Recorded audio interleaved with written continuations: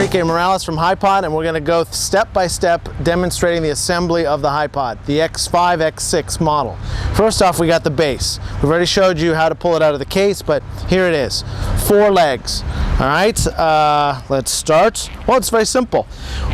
Each leg is held in place by a pin. So I want you to make sure you see how to unlock and extend. That's very simple. And we'll do this for all 4 legs. There, there, there, and there. Okay, that's the first step. The next thing to do is extend the lower part of the legs. Right now, there's a balance bubble here. Keep the 2 in mind. Extend, lock very loosely. Extend, lock loosely. Extend, lock loosely. And again, extend and lock loosely. Now, the bubble is perfect. It's right in the center. That's when you go back and reinforce everything. All right, so let's see. Extend, making sure the leg's really strong. Extend. And now push up your safety lock. All right. Loosen, extend, push up the safety lock. Let's do that for the last leg here. Unlock, lock, safety lock, and then the final one in the back. Always making sure that the bubble is centered, which it is. All right, that is the first step. You've gone through and extended all the legs. You've done the safety locks, and you made sure that the bubble is centered. Let's talk about this pin. The pin here, this is the safety pin. If you do not have this pin in this hole, there's nothing supporting this leg. So you got to make sure that this pin enters that hole.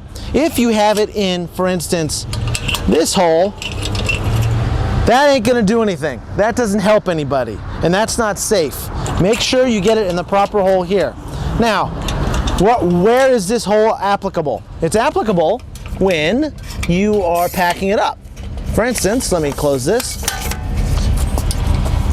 That's how, when you put it, if you don't put this in this hole, it'll rattle around when you're walking with it, when you're traveling to the location.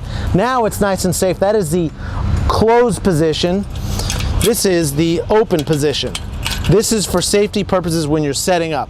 This is for when you're going home or going to the location. Now we're going to do a close-up of the lower leg lock. All right, I'm going to unlock the leg, put it in the locked open position. Now let's focus on this part of the leg. All right, let me get it out so the camera can see me. All right, so this is clearly labeled lock, unlock. So move this ring in the proper direction. So unlock, leg comes out, lock it, push up the safety lock. So you have a double lock system. The twist lock and then the safety lock will prevent this lower leg from slipping back up into the bigger leg. By doing so, you're preventing the legs from collapsing. All right, now as you're setting up the legs, make sure you look at the bubble and try and set that bubble so it's right in the center. Try and get as close to that as possible. Then go ahead and lock the legs. Make sure the legs are nice and strong, and look back and make sure that that bubble is centered. All right, now that you've seen the setup of the base and the legs, now we're going to go to the tubes. I'm going to remove the tubes from the case. I'm going to insert them in the base and show you how to do that. So, basically, this is your travel case for the tubes. That's it there. Remove them. Now, notice that there's a pin at the bottom of the tubes. That pin goes into a hole at the bottom, and we'll show a close-up of that. The bottom of this has a bearing, and as you compress it, it has creates a nice fluid motion. So insert in the top of the tube. It might be a little tight. If so, you might have to loosen this. And as you insert it, make sure that the pin hole goes right in. The pin goes into the hole at the bottom. That creates for a nice fluid motion. You will notice before you insert the tube into the base has a slightly larger diameter, and there's a plastic insert, it's called a Delrin insert, that makes so it doesn't scratch the side of the tubes. So not all bases are exactly the same. The tolerances are a little different. This one slides in really nicely, but others might be a little tighter. So you might have to play with that a little bit. You might have to open the opening of this collar just slightly, but it should fit in nicely. And as you do that, it should have a very little gaps, and it should provide a very smooth movement. The tube has a pin at the bottom, and for this thing to work properly, that pin has to go into the hole at the bottom of the Hipod base. So as you can see, it's very possible that you don't get it in there, so just kind of reposition it so it goes in nice. That takes advantage of the compression bearings, and you get a nice fluid 360-degree motion without any resistance. All right, now that you've set up your base and you've inserted the tube, I want you to think about this collar squeezing mechanism that serves two functions. One, when you're traveling to the location, you're typically tilting the base back. You might have your tube in, you're tilting the base back. What it does is, if you squeeze this, it squeezes the tube so it can't move. It can't move laterally, and it can't go in or out. So as you're going to the location, let's say you're going down a hill, if this is not squeezed, the tube and the base may separate slightly. It's a point of, just a little thought. But for the most part, it acts as a drag. So some people want a little more resistance than what's present in the natural state of the Hipod base and tubes. By doing this, you create a little resistance. It's a little tighter, has a little more friction, or you can do it where you completely lock it down so it does not move. And incidentally, if you lift the Hipod tubes, the base will come with it. That's important when you're setting up, going down to the very last stage of the Hipod. It becomes a little harder to lift, and this acts like a second pair of hands. Okay, we'll go into that a little later. All right, when you receive your Hipod, the unit, you'll receive a case separate. There won't be tubes inside. That's simply for travel, for shipping purposes. But when you do use it with the tubes, notice that the case itself telescopes. Just like your tubes, the case telescopes. So you can choose to insert the tubes with the head or without.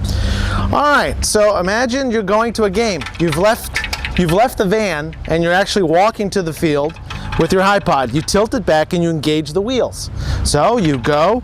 Now something to think about, that collar that I mentioned at the top of the base, the drag mechanism, is also a lock mechanism. If I loosen it, the tubes will spin independently of the base and also can slip out. So let's imagine you're going down a hill. If this is not locked, the base could start to separate from the base. So just a nice little point. Just lock it as you're going to the location, and then when you get there, unlock it. This is the new head for the X5, X6. It's the robot ready head.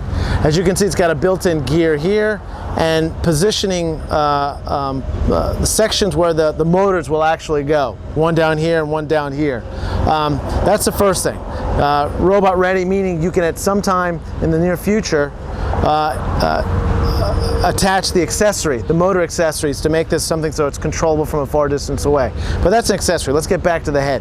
All right, that's one function. The second function is the head, the plate actually will pivot.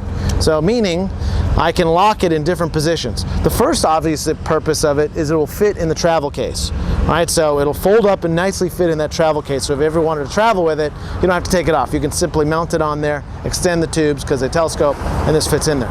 But now, let's do this, and let me show you how it locks. There's basically it's a cam mechanism like all the collars.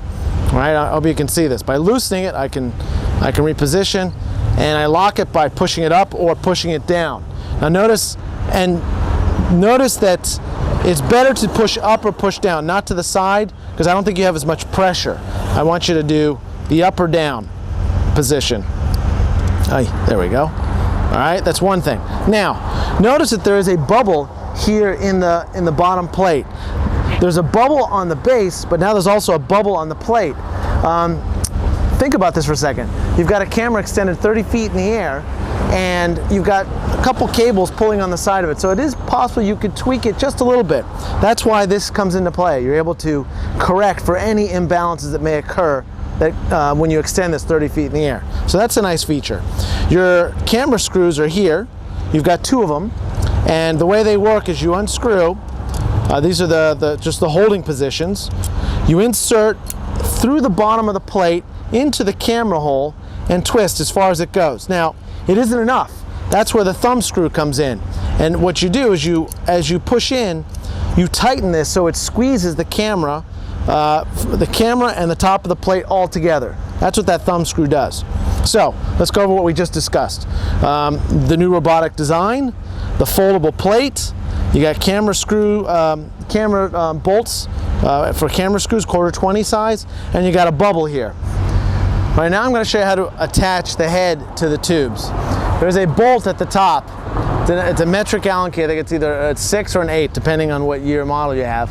But basically, this piece goes in like so, and it screws into the top of this piece at the top of the Hipod tubes. So let's do that.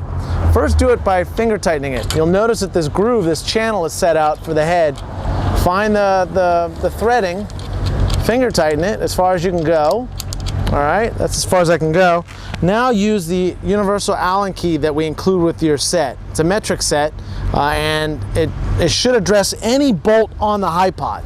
So grab one of the ropes, tilt it out of position, and tweak this, tighten it. Let's see. All right, that's nice and tight. And when you pull on the ropes, now you should be good, okay?